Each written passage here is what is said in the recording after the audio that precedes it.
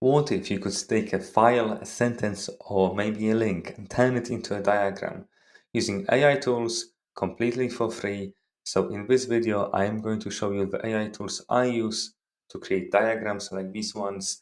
And this is all based on my personal testing. This is not a sponsored video. The first tool is called MyLens AI, and you can upload any file, you can ask her questions, and then pick a visual.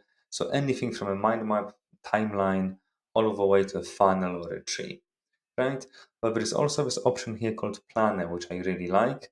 And Planner will let you create multiple figures at once, multiple diagrams. So let me show you an example. So I use the Planner to explain AI evolution to me. So we have a timeline here, then it created a mind map, then we have a table, we have a board, then we have another chart.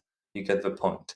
And all of this is very easily editable and downloadable as well. MyLens AI allows you to ask 3 questions a day to create figures or even whole planners. Then the next tool is called Excalidraw. So you go here, you click text to diagram.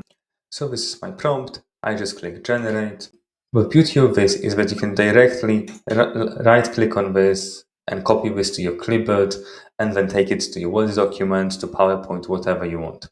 It's really easy and it looks quite pretty as well. And even though on this pricing website it doesn't say, you can create about 10 of these diagrams a day for free. And then the last AI tool is called Napkin AI, and I gave it the prompt about customer complaint ticket resolution diagram, and it gave me a long answer. There is a bit of code here to create a diagram, and then there is a detailed explanation. Anywhere you see this little thunderstorm icon, you can create a figure, which is really nice. But also, as I go back to this massive code, and it created lots of different figures for me. So if you found this useful, you might also see one of my recent videos on AI mind mapping tools, and I'll see you in the next one.